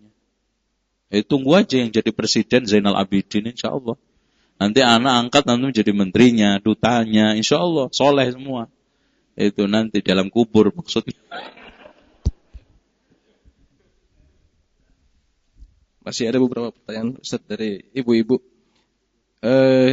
Ada pertanyaan dari ibu-ibu, bagaimana menyikapi suami yang rutin melakukan umroh setiap tahun dan selalu ingin mengeluarkan zakat kurban sapi karena kebiasaan tahunan dan malu pada masyarakat setempat bila tidak berkurban, sedangkan masih mempunyai hutang yang sangat besar pada bank. Orang yang membiasakan haji dan umroh sangat baik. Karena Rasulullah mengatakan tabi'ul hajj wal umrah fa innahuma yunfiyani adz-dzunuba wal faqra kama yunfi al-kiru khubthal hadidi wal dhahabi wal fiddah. Ikutilah haji umrah haji, sambung menyambung. Karena keduanya bisa menghilangkan dosa dan kemiskinan seperti pandai besi menghilangkan kotoran besi, emas dan perak. Tuh. Nah, mungkin pandangan si suami seperti ini. Nah, utang bank itu kan terjadwal. Biasanya sudah di bulanan kan gitu. Nggak bertentangan. Dan kalau saya minta, kalau bisa jangan sampai berhubungan dengan bank-bank apalagi yang confirm. Karena itu, kata Rasulullah, inna riba wa in kathura fa inna aqibatahu tasiru ila kullin. Riba itu walaupun asalnya banyak, akhirnya menyedikit. Dan berbagai macam hadis tentang riba 1 dirham sama dengan berzina dengan ibunya 31 kali. Nah ini enggak barokah. Sehingga Allah katakan yamhullahu riba wa yurbis shadaqat.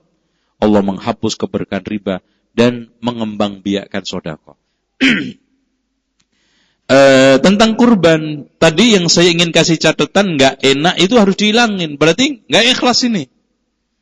Karena kata Fudail bin Iyad, siapa yang beramal karena manusia syirik dan siapa yang meninggalkan amal karena manusia riya. No, berdoa itu sama-sama beratnya. Beramal karena manusia syirik, meninggalkan amal karena manusia riya. Maksudnya gini, saya beramal kalau enggak kurban nanti apa kata orangnya, riya kan? Berarti kata orang tuh riya sama orang. Kalau beramal karena manusia, syirik. Menduakan Allah. Separuh untuk Allah, separuh. Bahkan badan 2/3 untuk manusia.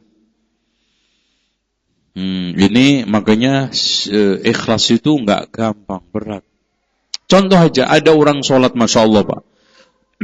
Sholat rajin di depan. Ternyata karena ada AC adem enak. Nah, subhanallah. Kita kira Masya Allah. Mengamalkan hadis Rasulullah, "Lau ya'lamun nasu ma fin nida' was-safil awal, thumma la yajidu illa istahamu ali." Kalau seandainya seorang tahu rahasia besarnya pahala menjawab azan dan shaf yang pertama, lalu tidak menemukan kecuali dengan cara undian, dia akan lakukan undian. Kita kira ngamalin hadis itu. Ternyata dulu-duluan shaf pertama deket imam karena ada AC-nya, adem. Umpama. Itu subhanallah, lembut kan? Begitu juga ada orang sop yang pertama supaya, wah hebat ini orang. Buktinya ketika diletakkan di sop yang belakang kayak merasa, wah gimana. Padahal kalau ikhlas karena Allah, seandainya terlambat sesekali, kata Rasul, man tawaddo'a fi baitihi thumma yusalli ilal masjid fawajadan nasa qad sallu kana lahu mithla ajri man syahidaha aw sallaha la yanqusu min ujurihi syai'a. Siapa yang wudhu di rumah lalu datang ke masjid menemukan orang udah sholat, maka dia mendapatkan pahala seperti orang yang sholat jamaah dan hadir, tidak kurang sama sekali. Itu kan sama. Walaupun salam. Apalagi nemu tasyahud. Masya Allah. Udah selesai datang aja ke masjid dapat pahala seperti jamaah yang ada. Kok gak enak? Kenapa? Karena manusia. Tuh itu kan. Karena manusia. Makanya jangan suka gak enakan sama orang. Sementara enak sama Allah, enak sama Rasul. Itu suka gitu kita. Nggak enak sama ono. Tapi sama Allah enak. Sama Rasulullah enak gitu. Contoh aja diundang dalam hal-hal yang itu bertentangan dengan syariat. Aduh, nggak enak. Kenapa antum bisa enak sama Allah? Kagak enak sama manusia. Padahal manusia ngasih apa sama antum? Paling banter, kartu lebaran. Antum nggak enak sama Allah yang akhirnya menumbuhkan kebaikan. Kasih surga. Loh, beda enggak? Kasih kartu lebaran sama surga. Beda.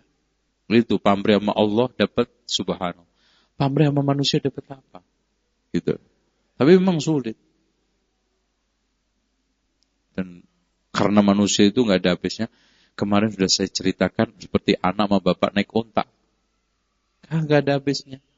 Anak naik unta salah, bapak naik unta salah, dua-duanya naik unta salah, kagak dinaikin salah, unta sampai digendong salah juga. Berarti di sini gimana? Benernya gimana? Itu aja. Benernya unta dinaikin, selesai. Lo ngomong, salahnya lo yang ngomong, ngapain? Benernya saya. Itu kan. Dan seterusnya. Agama juga gitu. Kita pasang jenggot diomongin orang. Salahnya yang ngomong. Kecuali jenggot di sini. Lucu. Jenggot di batuk. Nah, salahnya antum. Benernya yang ngomong.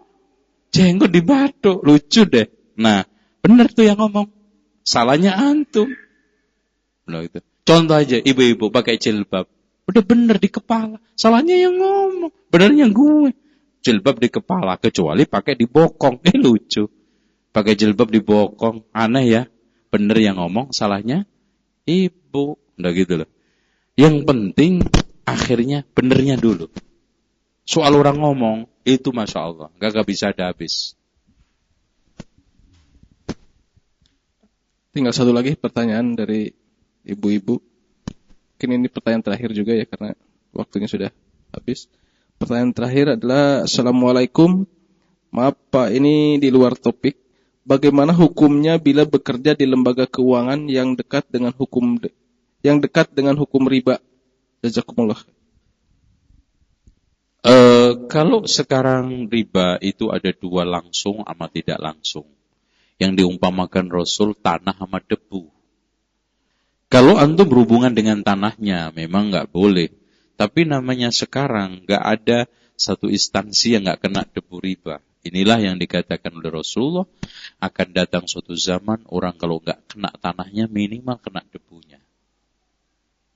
Ya hampir haji lewat, bayarnya pakai apa? Bank, umroh pakai ini, nggak bisa.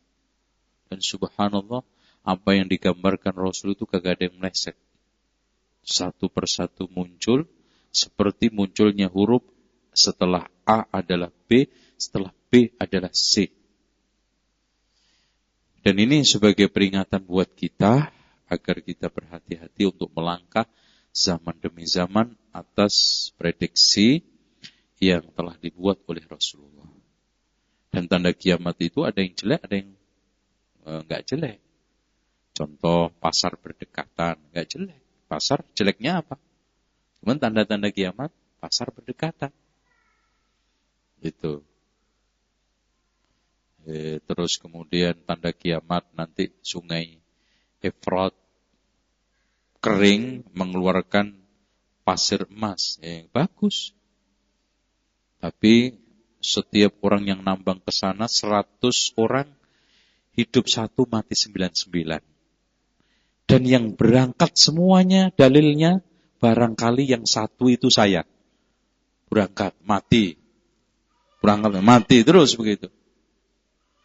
Enggak jelek, tapi juga ada yang jelek. Nisaun kasiyatun ariyat. Munculnya perempuan yang pakaian tapi telanjang, jelek. Gitu. Atau membangun bersaing antu zakhraful masajid, masjid-masjid dihias bermegah-megahan, jelek. Terus kemudian Mekah munculnya bangunan tinggi-tinggi, ya Pak, enggak ada masalah. Tapi tanda kiamat, bangunan tinggi-tinggi. Itu.